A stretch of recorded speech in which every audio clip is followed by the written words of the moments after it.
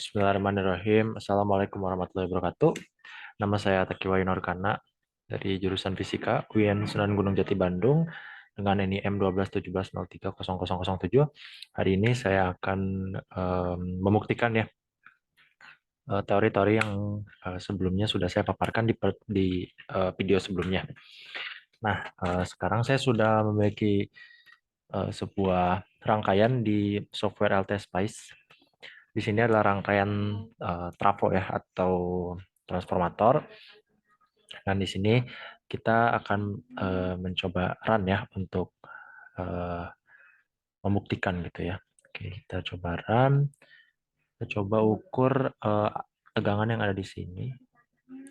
Tegangan di sini adalah terlihat ya. Di sini juga sumber tegangan itu ada 220 volt dengan frekuensi 50 Hz. Jadi di sini ada 220.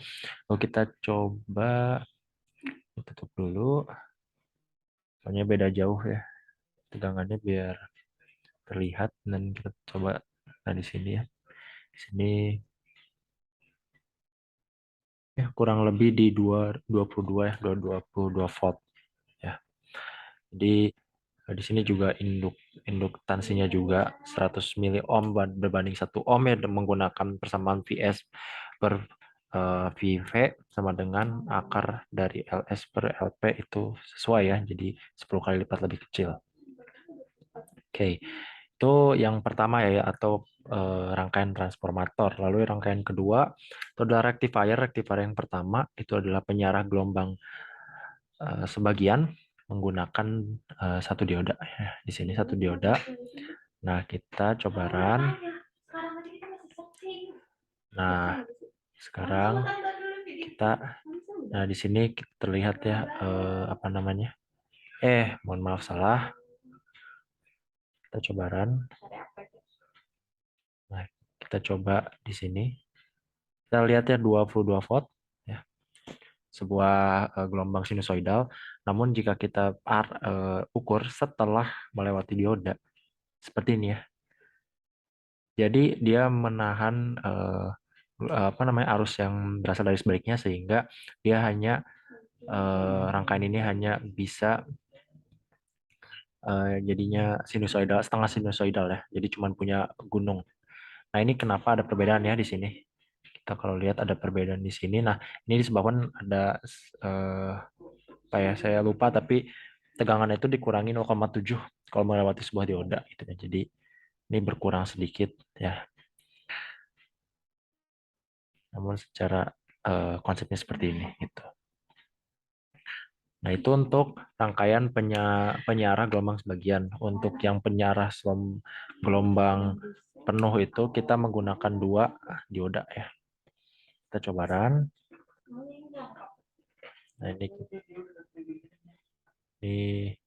perbandingan ya, 22 perbandingannya ya. Ini drop ya. Drop tegangannya karena di sini kita menggunakan 2 induktan ya secara teknisnya, karena si induktan atau kumparan itu dibagi 2, ada yang menuju ke ground di tengah-tengahnya. Jadi si apa si tegangan itu kebagi 2 gitu.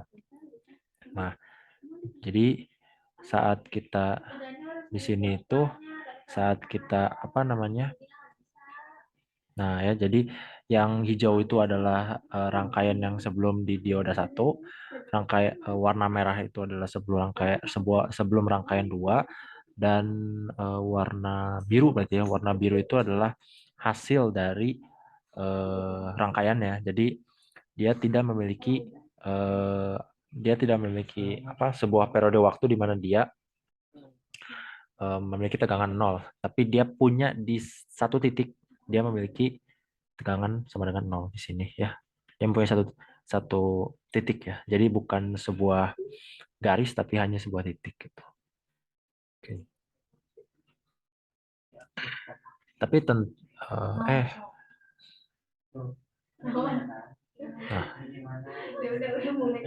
nah,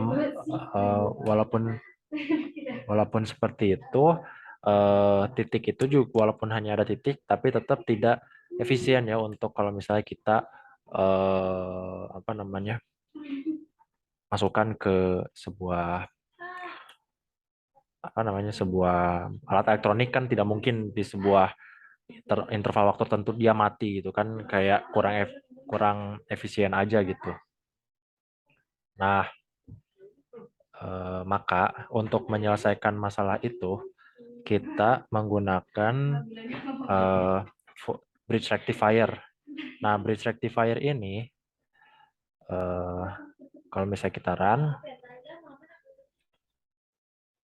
eh bridge rectifier ini ya kalau misalnya kita di sini. Nah, ini masih sama ya seperti ini.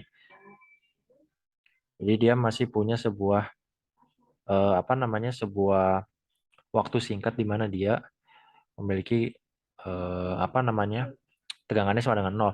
Namun yang kita menarik adalah ya, yang membedakan dia dengan penyiarah gelombang gelombang penuh itu adalah dia tegangannya tuh masih di angka 20. Tadi udah drop ya ke belasan. Dia masih di angka 20.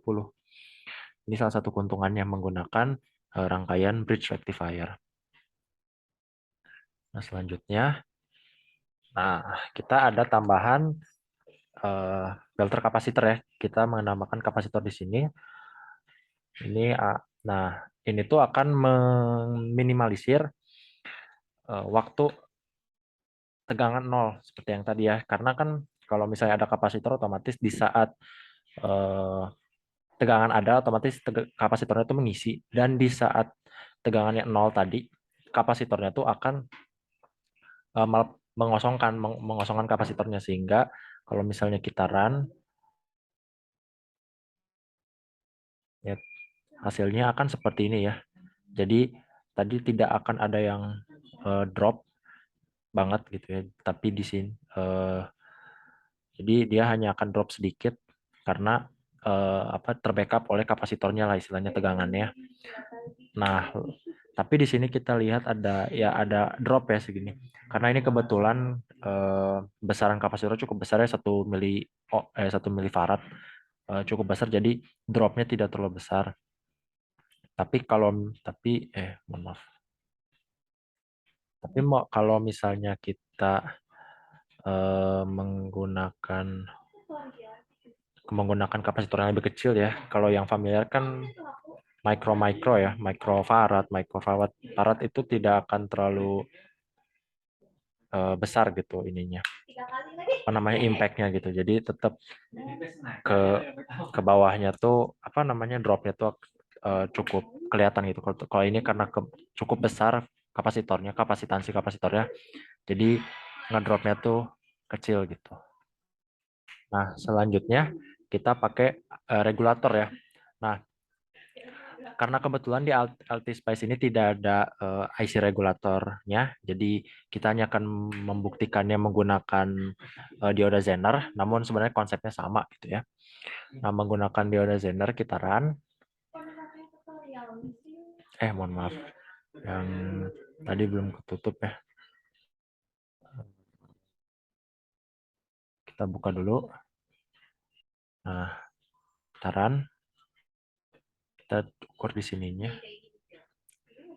Nah, terlihat ya, jadi jauh lebih stabil dibanding yang sebelumnya gitu. Dan jauh lebih apa, memenuhi konsep dari arus DC ya, yang dimana dia tuh konstan gitu. Oke, segitu saja mungkin yang bisa saya sampaikan. Mohon maaf bila ada kesalahan atau kesalahan konsep ataupun kesalahan berbicara ataupun kesalahan bahasa. Eh, terima kasih atas perhatiannya. Wassalamualaikum warahmatullahi wabarakatuh.